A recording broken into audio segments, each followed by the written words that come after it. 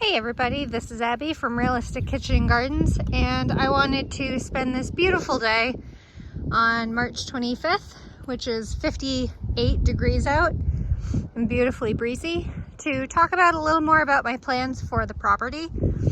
I know I've talked about it in like the varieties video briefly for future, but this is more about like this year plan. So we have the garden down there, wheelbarrow for comparison, 10 60-foot garden rows. There's actually going to be a perimeter fence that'll come about 6 feet off every direction, so I'll have some room to move my wheelbarrow around. Possibly have some flowers on the perimeter, but probably on this north side, this north edge here. Yeah, north edge, because that's south. House faces north. I'm right up against the house here. So there's that. And then the grass is kind of a weird situation. So this, obviously everything is inherited. We only just bought the property about 3 months ago and moved in about a month and a half ago. So a lot of this is slope, a lot of it's clay, and I think the previous owners got in over their head with the property. Obviously it's 23 acres, but they only had maybe 4 to 5 cleared, and they didn't garden. I put all this in since I've gotten it. So I think what they probably did was just mowed everything. What they had, as far as I know, they only had an ATV, which I've seen trails up. So that's where that little piece of creek is I show you babbling all the time, and that's the main path up the hill. And there's the creek that runs along there.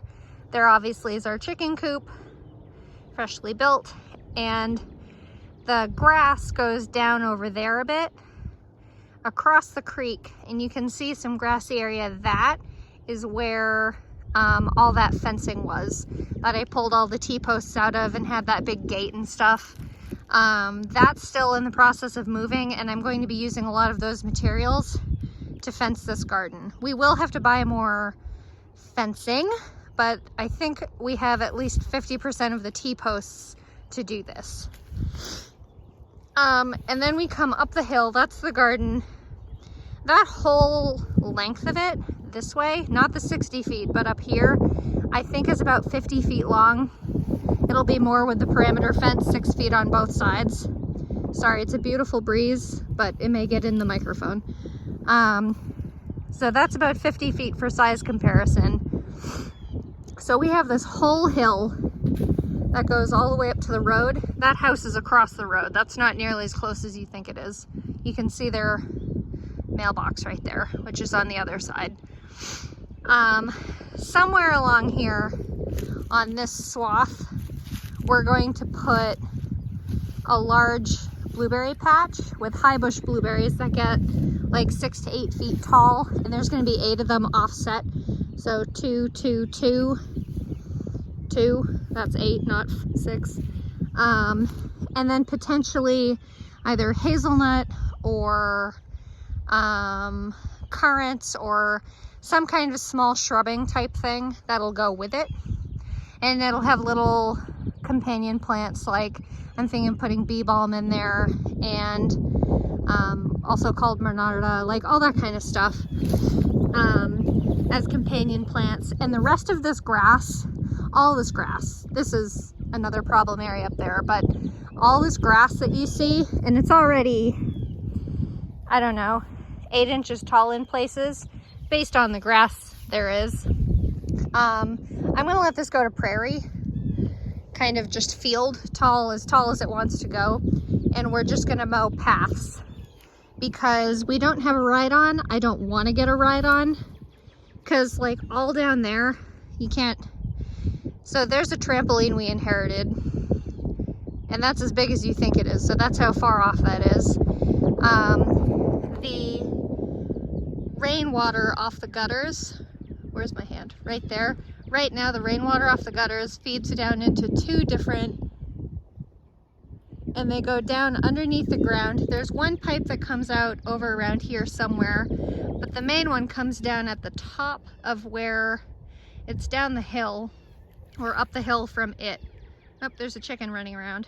And its spigot's probably right here in the hill, and then it feeds down into that grassy area that's actually like a marshy, small marshy area. And then there's another small retaining pool type thing that turned itself into a retaining pool. It is not a planned retaining pool. So I want to plant some type of native mix, grasses, plants, flowers, whatever, that like to have their feet wet. There are a lot of species, native species, that like to have their feet wet. Like, if you look at, you can't really see it, but there's species that like their feet wet. Like, think of willows. Willows love their feet wet, and all these sycamores, that's a huge sycamore, they like their feet wet. They're always in a wet area. So, but there's smaller grassy plants and that kind of stuff that like their feet wet too. And native species have much longer roots that help the water drain deeper, especially in this clay soil. So the native deeper rooter things will help that drain and not stay wet. But like if we tried to mow that flat area down there, you'd have big, deep, gross ruts. And you'd probably get a ride on a mower stuck just by how much that ground moves. And then eventually, so there's a small ridge right here that's brown, and then you can see it dip down where the green is. I think I'll probably have my orchard run this way, which would be north-south, or I may run it this way in pairs, east-west, like how my rows are. My rows are east-west. I'm planning on having a pair to 3 or 2 to 3 trees of apples, 2 trees of pears, 2 peaches, 2 cherries, whether they're bush cherries or whether they're small trees. I'm thinking about persimmons, Native American persimmons that are small. The fruits are like yay big compared to Asian persimmons that are like big, fat, leathery things. I can't think of what else. I did originally talk about putting the black raspberries or raspberries out on that edge. But we're thinking of potentially putting a garage over there in the future.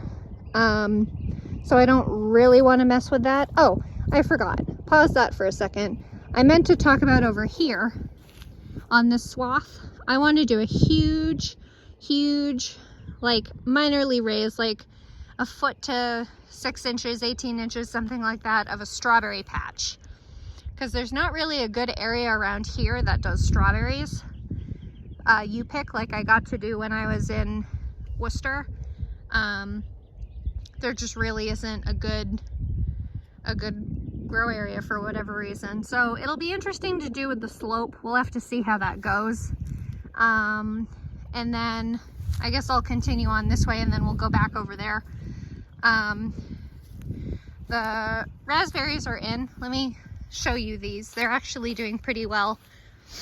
Again, it's March and I don't really have a super great familiarity with timeline here. But here are some of the raspberries. So these are the ones, I brought 4 with me. So they're budding out really nice. If you like raspberry leaf tea, this is the time to take it. Obviously don't take all the leaves, but this seems to leaf out first and then do flowers. This one has also sprouted quite a few pups. I knew one of them was really active already. So you see one pup there, and this has frost damage. We had a good frost the other day. So this black one is probably dead, all things considered. I mean, these things are so hardy, I don't have any concern for them. But this patch you'll be able to see over the next few years will do a lot of pups spread, and we'll just mow. We're gonna mow between the foundation and the row and out here to keep it where we want it. So there's the 4 of them. They're spaced, I think, about 4 to 5 feet apart at best. This one's probably the slowest, but this gets the most shade because this is This is on the east side, so this gets, you know, it's 1 o'clock now, so it'll probably get another 2 or 3 hours of sun, and then it'll move along. So this part of the property, again, that's all across the street. That tree is on our side, but we're thinking of doing a big screen fence of some kind of trees, whether it's arborvitae or like juniper or something like that. And then on here, you see all this runoff. This is sandy shale runoff because of the slope. And a lot of the plants that would be there have been washed out because when you plant non-native grasses, the roots are so shallow. If I could find something to pull. I mean, these are all actual plants, but like you can see all this grass that wanted to be here and it's just dead and falling out because of how shallow the roots are and how much they're just eroding away. Like that's the whole root system of that one. That's it. Where native grasses have 2-3 feet of roots. So this spot is actually going to be difficult to regreen, and I actually had a landscaper out here recently to help me with some ideas, and they had mentioned doing the netted straw just to keep erosion down, and that we'll need to put more topsoil and stuff out, which I get. It's gonna have to be what it is. And this top half, which is probably a good 50 feet also. I know it's deceiving because of the slope. The slope is like that practically. I want to do a big wildflower patch. Just, you know, a big mixture. And I do have it, the seed. I just haven't put it out there because I want my husband to mow it real low, real short. Not way over there. I'd probably just have it be up to here and let that patch go field. On the bright side, we got all the compost moved. You can see all the piles of it. And then this is the front of the house, north face. You will never see sun on this side because it's northern. North is the shady side, so when you're planting gardens, don't put anything on the north side unless the thing on the southern side of it is short. This spot is it's actually tighter than I expected, the ground. But I'm planning on doing hosta here because that's practically the only thing I can think of that I like that would go in the shade. I'm going to do hosta, and I just discovered a fern on property. It's called a bead fern or sensitive fern. It's not edible, but it likes the shade, and it develops this nice, like, dense root system that just stays there. So I'm thinking of putting that along here too. It's unfortunate because it's a big area, and this right here, this gets really muddy because it's down. Ooh, just fell in. It's down off the driveway, so we'll have to work on that. And then the last area I'll show you is the front, right where the driveway is. So it's kind of flat, but it is sloped. It slopes down probably about like that. But what I want to do is a garden bed. Oh, there's my rooster. Hey, Leo. He's free ranging it with the girls, and he hides the girls in here a lot to keep them safe from hawks and things. We have a lot more vultures than hawks, but anyway. So I want to put a garden along here in these metal beds, but I don't have the soil for them. We used it all up in the on the rows, which is fine. That's a bigger priority. But I want to put the beds along here and have a lot of my herbs, so I don't have to go all the way down to the garden for herbs. And last thing I'll show you before I let you go, because this is almost as long as the previous garden tours used to be when I had the 6 rows, is these are the other plants I brought with me. So this is the, I think this was the peppermint. One was peppermint, one was spearmint, one was chocolate mint. I think this is the peppermint. that's the spearmint because it was pretty upright. Thyme. This thyme is so happy. This was actually just sitting out front on the north side, so these will all look dormant. I lied to you. This is the chocolate mint, and I was actually, again, this was on the north side, so it's still pretty dormant, but now that I have it on the south side against this wall, it's gonna be nice and sunny. Here's one of my thyme plants. Couldn't care less about being in a pot. I love thyme. If you need a really durable plant, grow thyme. And then this is the chamomile. Whatever type of chamomile I grew last year, I don't remember. Unknown. And then this is my oregano that was in that left-hand raised bed on the patio at the last house with all its flower stalks still up. Dry, but up. This really wants water. This doesn't like being in a pot. This wants water too. My other thyme plant, the smaller thyme plant, there's good King Henry coming up, very small because it's very angry being in this pot. I think that's a flower. I don't think I've ever seen a flower on a good King Henry. Here is my lemon balm, which is perennial. I didn't know if it would make it or not, but apparently it did. And unfortunately, so did some yarrow. Absolute nemesis. And my third oregano. This was Wedgwood. This was the small one that was all the way to the left on the other side of the basil in the garden last year, if you saw it. And my rosemary that I dug up.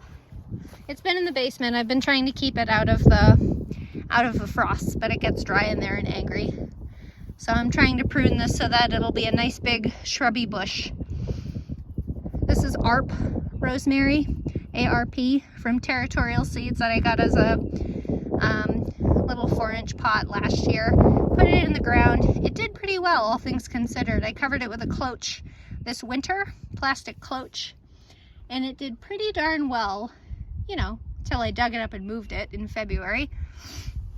But I don't know where I'm going to put this yet, so I may keep it, I may up pot it so it gets bigger this season. But it likes good draining soil, which I don't have. Not really. And I have a whole pot full of chive plants. There's probably 5 or 6 chive plants, like actual chives, not this invasive oniony thing. The thing that kills me is that the ground is too hard here for me to pull up the bulbs for you guys to really see them, because they always break on me. But that's right about it. I can't think of anything else. If y'all have any questions, go ahead and comment.